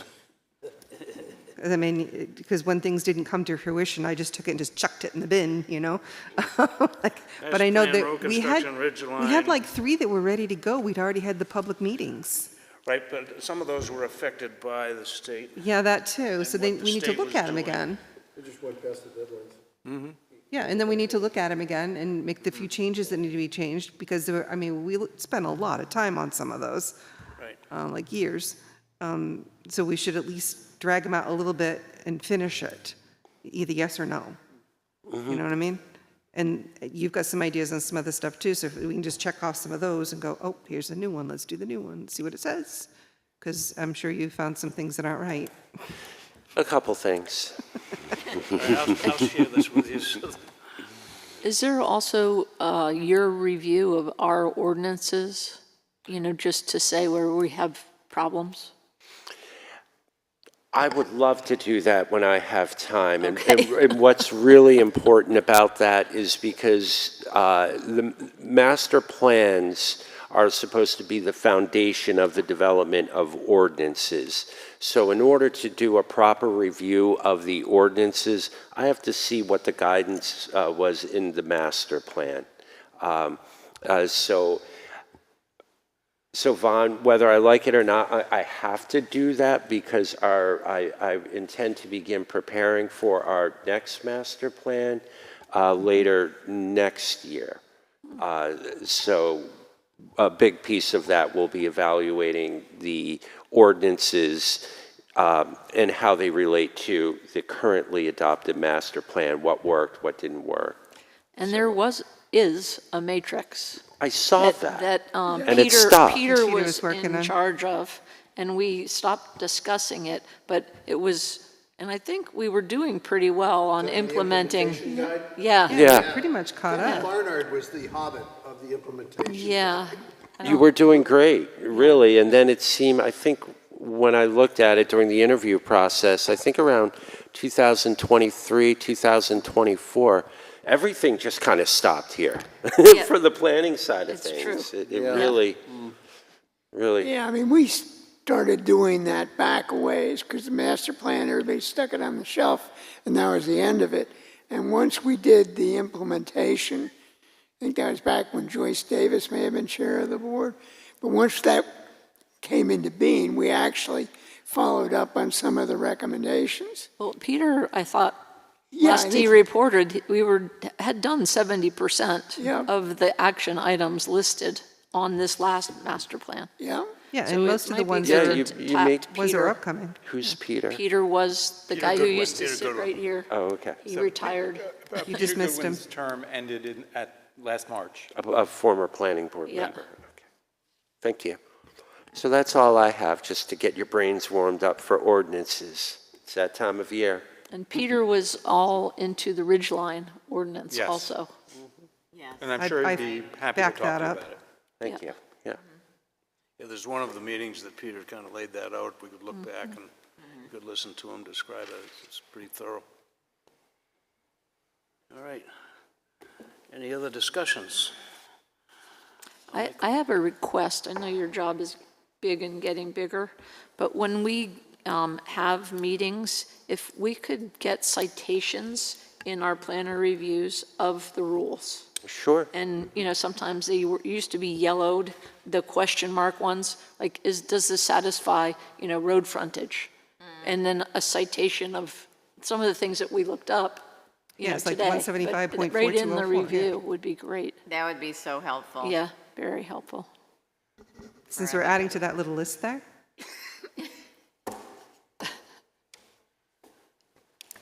He finishes writing.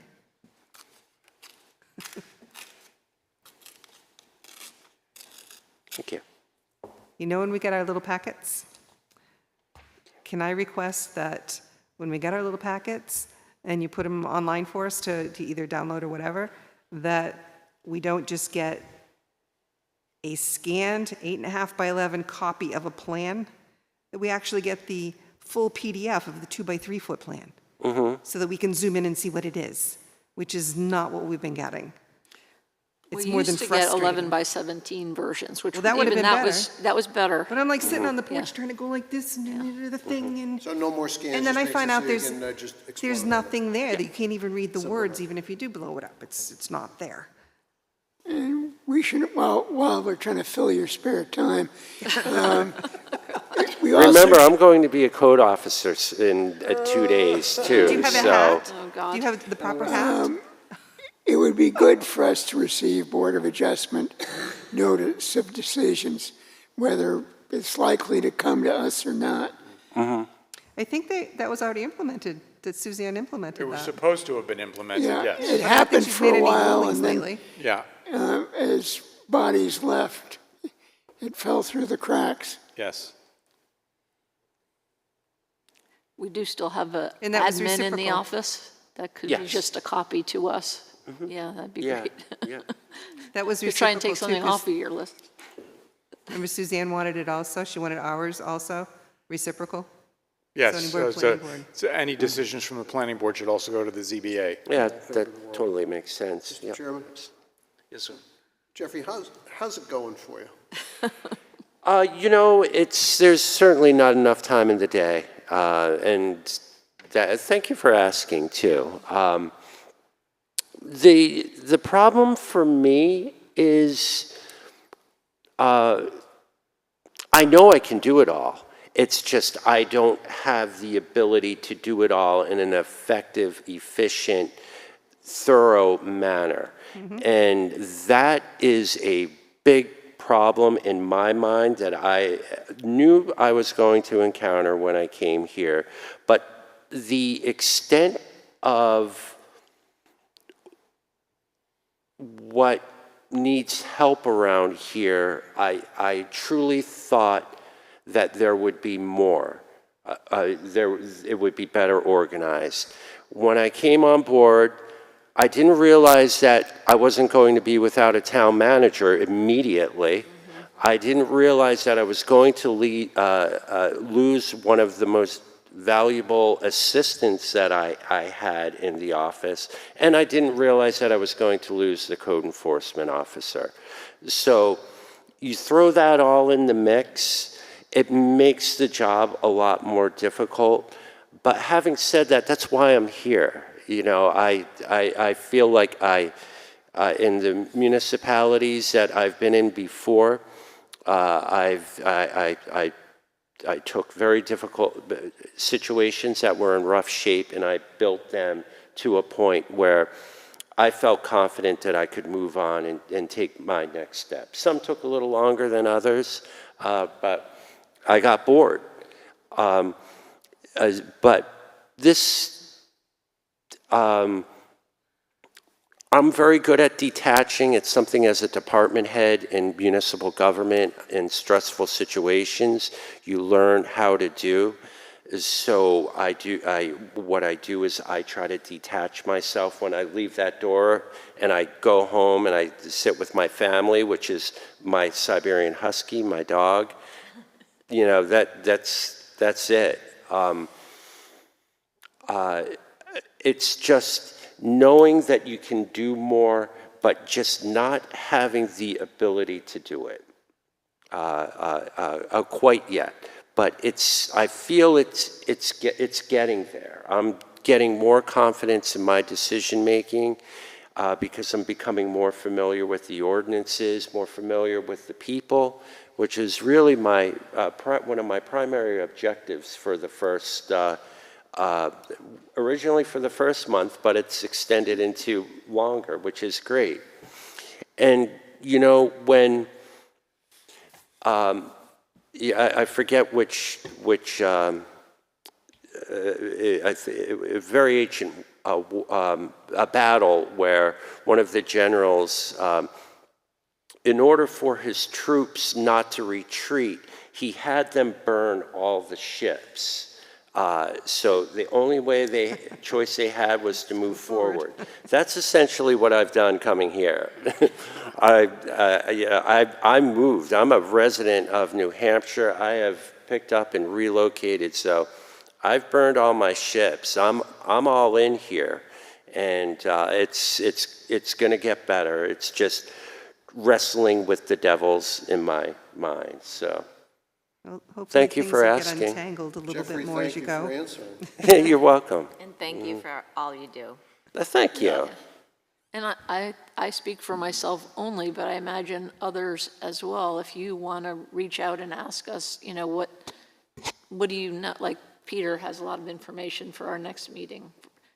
I think we'd all be happy to answer what we can. And, you know, one of the things that keeps me going, one of the things that I absolutely love about this community is just that, how helpful people are and how people don't mind telling you what is on their mind that is so important for me to hear, whether I like it or not. I don't like That's my email. I don't like the crap behind the back stuff. No. You know, if you have a problem with me, just come and talk to me. My door's open. If you have a problem with someone else, come and talk to me. You know, some zoning standard. But I love the community. The people are wonderful. The volunteer is off the charts. Nothing I've ever seen in my entire career. And the beauty of this community, the natural beauty, the history, unbelievable. The gem you have here, the recreation, it's unbelievable. It is. It really is. And as Paul, what do you tell me? TDNS. Yes, yeah, and it's so true. I have a shirt, and on my what is shirt it says TDNS? TDNS. This does not suck. Yeah. With another T, today after. Every time I have friends who come up to visit and we go out on Bubby Stubby or we go out to dinner, I'll wear the little shirt. They'll say, "What's that?" I said, "Well, you enjoyed the town of Wolfeboro. It's gorgeous. This does not suck." There you go. I've been, selfishly, I've been trying to get Jeffrey a ride on either the electric boat or the fire boat to go out and see Wolfeboro from out there. And get him on a boat out on Wentworth so he can see Wolfeboro from out there. I get him out on a boat on Wentworth. And I can get him out on, And I can, either Yeah, of us can do it do the here. I'll be work, happy to yeah. take you for a ride any day you want. I think for Jeffrey, at least for me, I mean, it is the incredible, oh my God, wow factor from looking at this, standing on Academy Drive and just looking out into the lake. Just Yeah. looking at the lake from Academy Drive, you go, wow. But don't forget to go up on Cotton Mountain and So- look from Stoddard Road out over the, you know, there's a lot within our little 6 miles. You know, it's not all just there. A lot of us live over there, you know, and it's equally please keep lovely. telling us Or what you- how up you in feel. Doug's driveway, yeah. Jeffrey, I'll go so far as to say, if you'd like to go out for a ride on the boat tomorrow evening, I'll take you. can you take a husky? I could. I mean, it's one thing to make the offer, but I'm making a concrete offer. If you want to propose a different date, I'm open to that as well. I will propose a different date. He needs to make it to Bailey's Ice Cream. That's, Yes, So Thing. the That's other what I is, was told last night at our meeting last night. Yeah. yes, he has not had time to go to the bubble. That's criminal. Yeah. yeah, it It's is. early It is We're gonna something. report you, Jeff. You gotta go to the bubble. we were at the Lakes Region Planning Commission's annual banquet last night, and we sat together and talked about ice cream and other, Yeah, Sort of- it's my, sort of that's my, it was wonderful. I love it. Thank you for letting me ask him the question. I appreciate you guys doing that. Appreciate it. Thank you. And thank you all. Thank you for taking us listening to on. me. Yeah.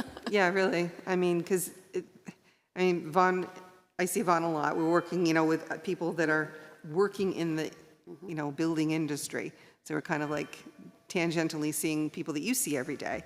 And we hear things, Is it fixed yet? Is it not? Is it? And then all of a sudden it's quiet. Have you noticed it's quiet lately? Everybody's busy working. Yeah. And I want to say, I think they finally got all their permits. You know what I mean? It seems to be real smooth right now, and from what I hear, I'm hoping it's that way in the office too. Yes. That things have been, It's the better. piles are like static right now for a minute. They're not moving. That things are happening. Hopefully, you've got some stuff just kind of untangled. It is better, and one of the things, like I said, I really, these first couple of months, wanted to keep my office. There has been so many people who have come into my office who were just thankful to have someone in that seat that they could talk to. Mm-hmm. And that really means a lot to me. It really does. I'll go a little further than that. Thankful to have someone they can depend upon in that seat that they can talk to. Well, That's kind of what I hear. Okay. Awesome. That's good to hear. Good stuff. You want to try your motion to adjourn again? Yeah. I'll make a motion to adjourn. Jump in there really fast. Second. All in favor? Aye. We're out of here. Good meeting. Thanks, guys.